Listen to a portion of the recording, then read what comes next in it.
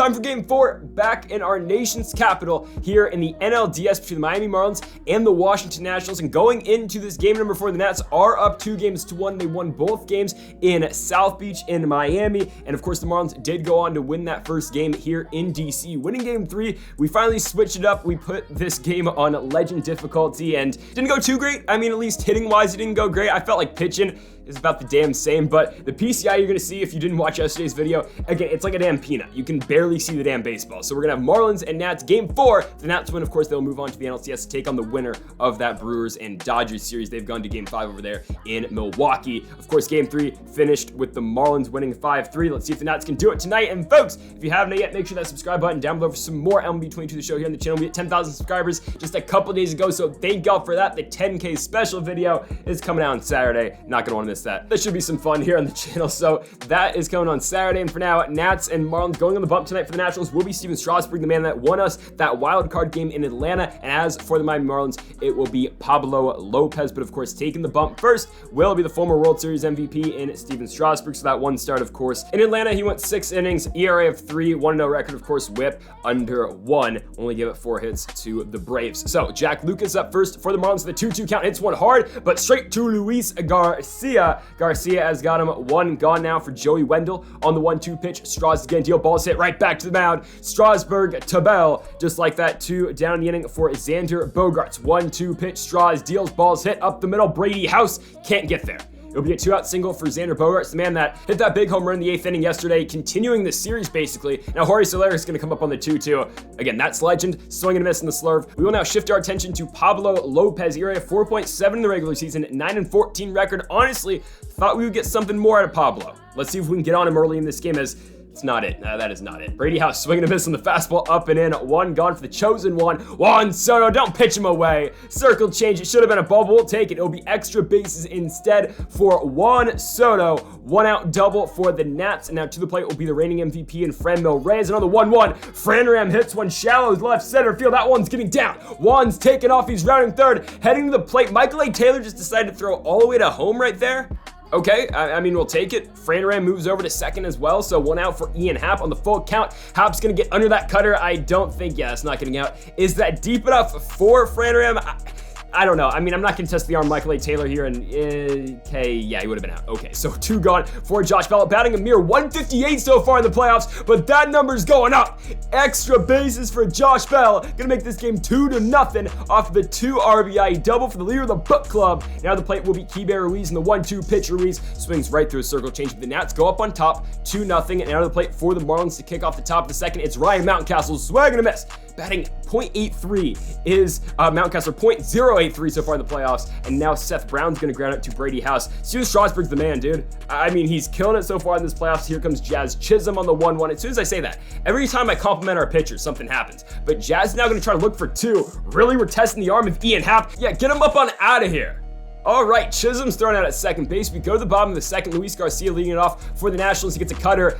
Again, my PCI placement is way off. Xander Bogaerts gonna take that one at short. 1 gone for Austin Martin, who is struggling in this playoffs, and he's gonna strike out again. He struck, I believe, 4 times in the last game. 2 gone now for the Lane Train and Lane Thomas, who's having a very good postseason, and it continues. Coming in this game batting .467, Lane Thomas adds yet another base knock. He'll be on with a 2-out single, making way now for Brady House on the full count. Lane's running, and Brady's striking out. Okay, to the top of the third we go. William Contreras leading it off for the Marlins. He was the one who hit the go-ahead home run last night in game number 3 in the 12th inning, but he's going to ground out to Josh Bell. 1 gone for Michael A. Taylor, make it 2 gone. Strasburg again has got the slurve working. 2 gone. He's got 3 strikeouts in this game. Jack Lucas is going to take ball 4. So tying run does step up to the plate here in the top of the third. It will be Joey Wendell on the 1-1 pitch. They're sending Lucas to second. Got him out. Keibert Ruiz will throw out Jack Lucas. We go to the bottom of the third. Juan Soto leading it off for the Nationals. He is 1 for 1 in this game. That is a swinging bunt for 1, and he is safe. We'll take it.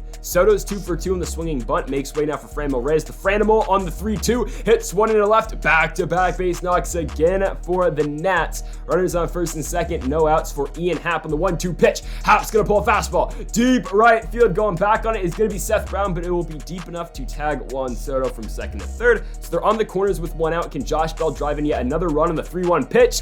I don't know if that's deep enough. I don't think it is. In left field, it's Jack Lucas. I'm not testing the arm. We're going to fake, and yeah, okay, we're not going. I mean, we're going to leave him in the corners, 2 outs, all for Keibert Ruiz, and the full count Ruiz into right field. It gets past Jazz Chisholm. The Nats go up 3-0 as Keibert Ruiz picks up an RBI single. Luis Garcia looking to add on. Oh my goodness, no way. I could have sworn that ball was past Pablo Lopez. If it is, that's another run. But instead, it's 3-0 thanks to Lopez's nice play off the mound. We go to the top of the 4th inning. There's going to be a fly out to the lane train in Lane Thomas. So down goes Joey Wendell. Xander Bogaerts down the 1-2. Swing and a miss. Straws got him on the slurve. 2 gone in the inning for Jorge Soler. And on the 2-2, Soler strikes out again. Steven Strasburg absolutely dealing here in game number 4. Austin Martin actually hit the baseball this time around. Oh, it's a pretty well hit ball. Now it's going to be caught in center field by Michael A. Taylor. 1 gone for the lane train in Lane Thomas. Thomas going to get popped out on that fastball in on the hands. It will be Matt over there in center again. 2 gone in the inning for the top of the order, which means Brady House is 0 for 2 in this game, and House will now be 0 for 3. Grounding out to Xander Bogaerts. 1 shortstop grounds out to another. We go to the top of the 5th. The Nats still, though, in the lead 3-0. No offense so far for Miami in this game. Usually when I say that, they pick up a hit, but right there will be a ground out. Mountcastle to Bell. 1 gone in the inning for Seth Brown on the 1-1 pitch. Brown hits one against the shift right to Austin Martin. Martin is struggling in the playoffs, man. It's his rookie season, his first playoffs, and he's been struggling. It's an error for Martin. Jazz Chisholm now looking to capitalize. Hits a slurve deep center field. Lane Thomas going back. That ball's out of here.